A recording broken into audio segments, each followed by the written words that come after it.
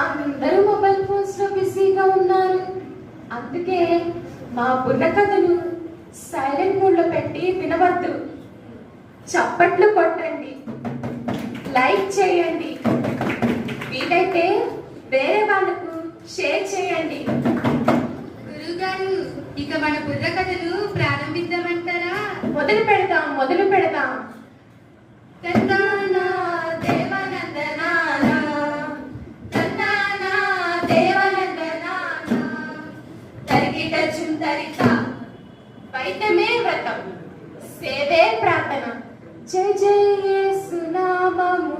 తందానా దేవనందనా, సేవకరూపమైన త్యాగము, తందానా దేవనందనా, పేదల గుండెల్లో వెలికి తందానా దేవనందనా, తందానా దేవనందనా, తందానా దేవనందనా.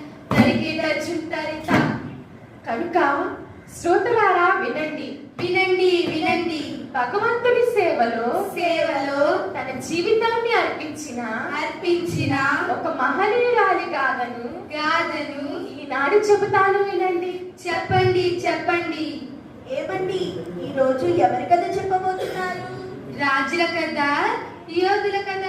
కాదు సోదరులారా, మరి ఎవరి కథ అండి?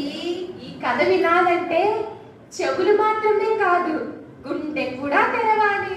అయ్యో, గుండె తెరవాలంటే డాక్టర్ కావాలి కదా మరి. అదేరా బాబు, ఈ రోజు డాక్టర్ కథే. ఈ కథలో మందులు ఇంజెక్షన్లు ఉండవు, కేవలం ఇన్స్పిరేషన్ మాత్రమే. అవునా గురువు గారు? అవునవును. డాక్టర్ అయినా ఆస్ట్రేలియా గడ్డపై జన్మించిన భారతదేశమే తన హృదయంగా భావించి ఓహో, పేదలనే తన దేవాలయంగా ఎన్నుకున్నది. ఆమె పేరు doctor sister Mary Glory. Doctor sister Mary Gloria? Sister Mary Glory గారంట. ఆమె పేరు ఎప్పుడు వినలేదే. ఏవండి, మీరు ఆమె పేరు ఎప్పుడైనా విన్నారా? లేదా ఎక్కడైనా చూసారా?